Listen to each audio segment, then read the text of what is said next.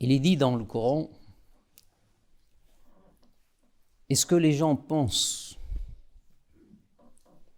en disant nous croyons qu'ils ne seront pas éprouvés? Nous avons éprouvé ceux avant eux. Ainsi, Dieu saura ceux qui disaient la vérité ou ceux qui étaient sincères dans leur croyance et ceux qui disaient des mensonges, ceux qui mentent. Donc ce verset, à côté de plein d'autres, souligne quelque chose qui est une règle établie dans cette vie. Une règle universelle. C'est la question de l'épreuve, la mise à l'épreuve. Toute la création est mise à l'épreuve. Tous les gens sont mis à l'épreuve. Personne ne sera épargné. La règle. Il peut y avoir des exceptions. Certains sont plus éprouvés que d'autres, etc. Mais l'épreuve existe. Et touchera tout le monde. Dieu nous dit dans le Coran que c'est une règle. Et que cette règle ne change pas. C'est une règle établie. C'est une loi naturelle, si vous voulez. Si on parle le langage scientifique. Une loi naturelle qui existe dans la nature. Comme le vent, comme les nuages, comme... Personne ne sera épargné par la mise à l'épreuve. Qu'il soit croyant ou non croyant. Sauf que les croyants sont plus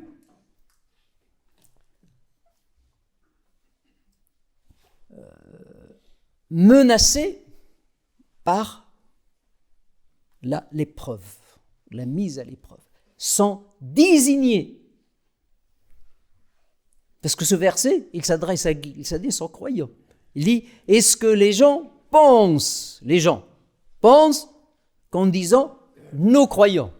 Est-ce qu'ils croient que en devenant croyants, ils seront épargnés de l'épreuve? Ils ne seront pas éprouvés. Non, faux. Il dit, regardez ceux qui vous ont précédés. Nous les avons tous mis à l'épreuve. Donc c'est une règle universelle. Et que le croyant est le plus à même à être éprouvé. C'est comme si Dieu nous dit que c'est un signe de la croyance que la personne soit éprouvée. Ce qui est normal.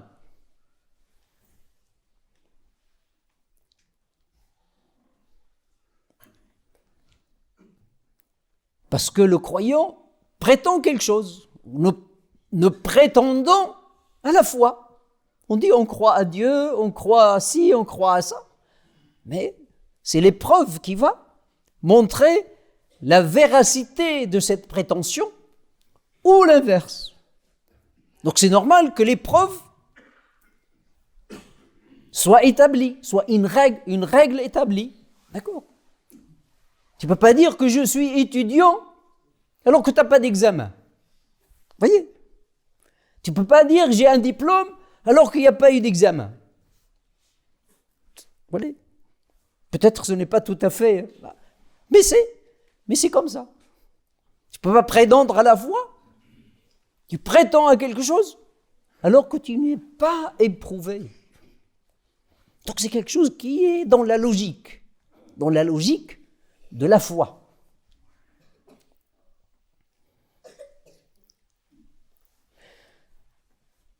Les gens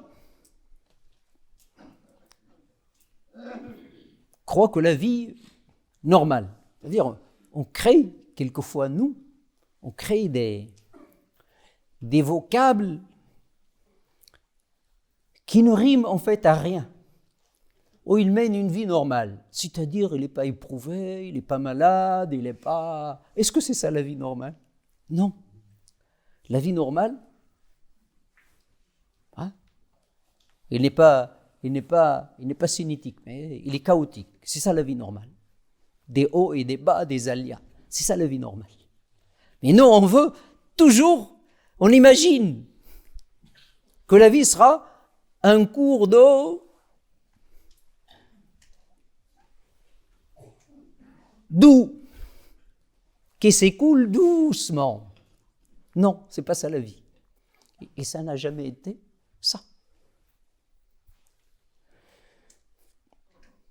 Pour cela, le croyant doit inscrire l'épreuve dans son agenda. L'erreur qu'on fait, c'est qu'on n'inscrit pas l'épreuve. On a des projets qui dépassent la vie, hein, qui dépassent les limites de notre vie. Mais on ne trouve jamais l'épreuve. On dit il y a un plan B, il faut un autre plan, un plan C, ou appelez-le comme vous voulez, l'épreuve. Qu'on soit mis à l'épreuve, qu'on soit éprouvé, et quelquefois douloureusement.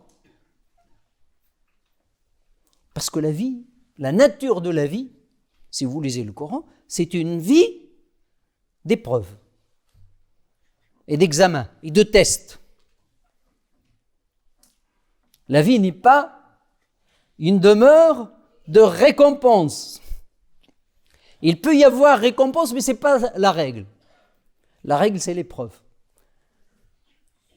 La règle de l'au-delà, c'est la récompense. Ici, c'est l'épreuve. Il peut y avoir des rétributions dans l'ici-bas qui ne sont pas importantes. La rétribution, elle est là-bas. C'est exceptionnel d'être récompensé dans l'ici-bas. Ça arrive, mais ça reste une exception.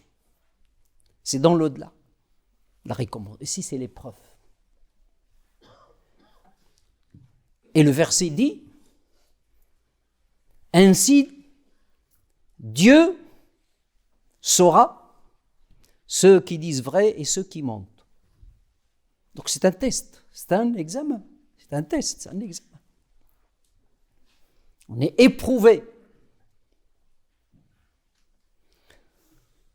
par le bien et par le mal. L'épreuve peut toucher plusieurs choses en nous. Elle peut sévir sur toutes les choses de notre vie. Dieu dit dans le Coran, nous vous éprouverons. Il dit aux croyants, hein, c'est toujours les croyants qui sont l'adresse de ce message. Nous vous éprouverons. Nous vous éprouverons. Par un peu de crainte, de peur, l'insécurité, la faim, la diminution des biens, la pauvreté, etc. Des fruits, des choses de la vie. Mais porte la bonne après tout ça, porte la bonne nouvelle aux endurants, ceux qui endurent.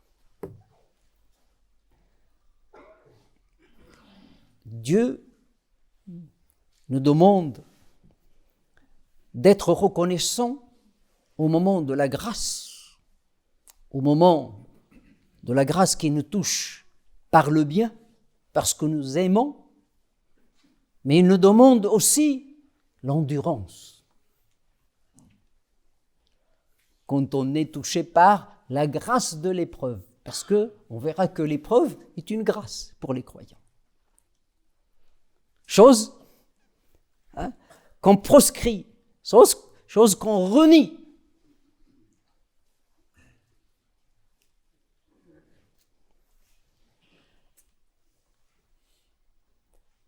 Et cela fait partie des articles de la foi.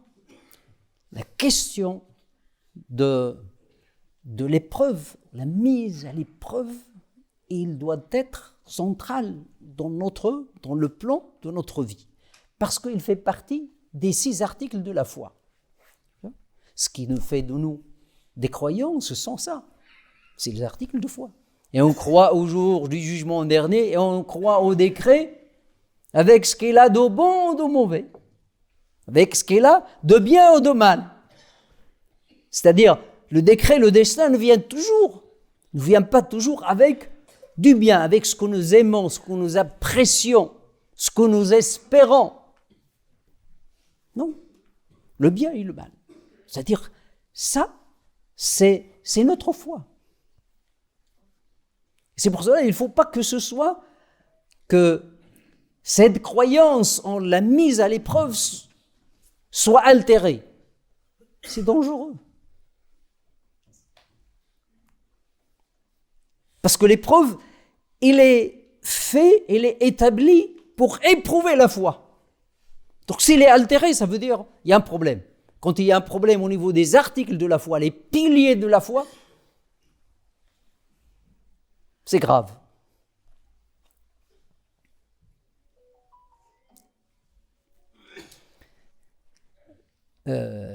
Dieu, quand il parle des gens qu'il implore, il dit « Et quand Dieu les secourra », le rapport de secours. Ou bien, il dit que lorsqu'ils disent « Oh Dieu, oh Allah », si tu ne portes secours de ce fléau, ne seront parmi ceux qui te rendront la grâce. Mais les gens ne disent jamais « Oh Dieu, si tu nous touches avec une épreuve douloureuse, nous serons endurants. » On dit toujours « C'est normal, on est faible. Épargne-nous toute douleur, toute épreuve. » Mais on sait éminemment qu'on sera touché par l'épreuve. Le prophète alayhi salatu wassalam dit « Il est mystérieux l'affaire du croyant. » Son affaire, il est mystérieuse. Quand il est touché par un bien, par la grâce d'Allah subhanahu wa ta'ala, il est reconnaissant. Et cela est bien pour lui. C'est en sa faveur. Parce que Dieu récompense pour la reconnaissance. Et quand il est touché par l'épreuve, il est endurant. Et cela est bien pour lui.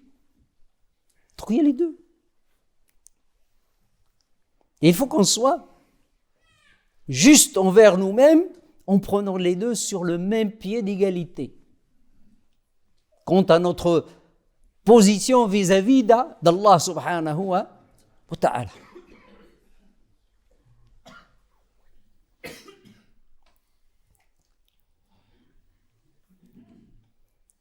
Et c'est pour cela la position à avoir, c'est que quand on s'adresse à Allah subhanahu wa ta'ala, parce qu'on ne connaît pas le destin. On ne connaît pas le destin. Le destin est caché. Puis on dit toujours, oh Dieu, donne-moi ci, donne-moi ça, etc. Fais que cela soit. Épargne-moi l'épreuve. Il est mieux d'ajouter toujours. Et si tu nous destines une épreuve, fais de sorte qu'ils ne nous sortent pas de notre religion, qu'ils ne nous mettent pas dans le désordre de notre vie, le désordre de notre religion, et ainsi de suite. Fais de sorte que ce test soit à la hauteur de notre foi. نسأل الله تبارك وتعالى أن يعيننا على ذكره وشكره وحسن عبادته.